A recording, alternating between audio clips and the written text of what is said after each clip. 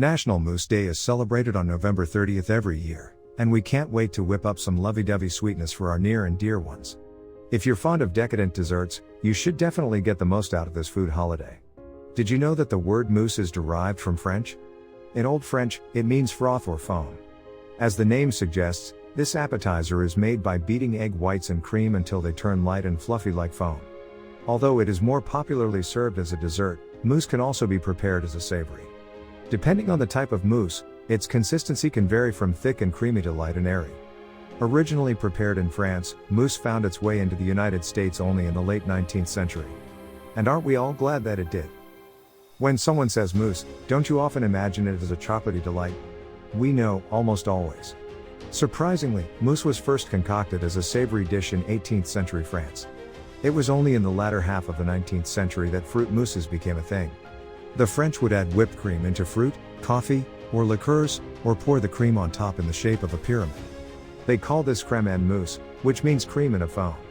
Present-day recipes of mousse have branched out from this bygone tradition.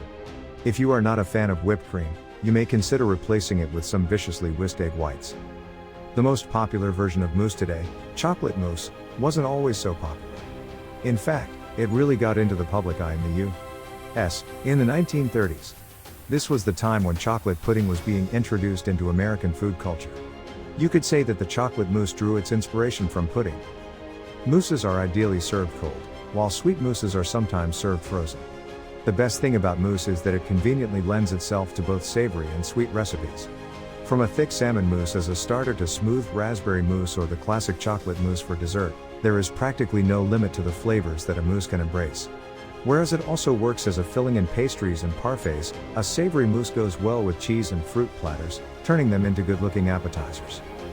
In many restaurants today, savory mousses are prepared using foie gras, shellfish, avocado, poultry, vegetables, cheese, and other ingredients. Commonly dished out as a light entree or an appetizer, mousses are often stabilized by adding gelatin to them.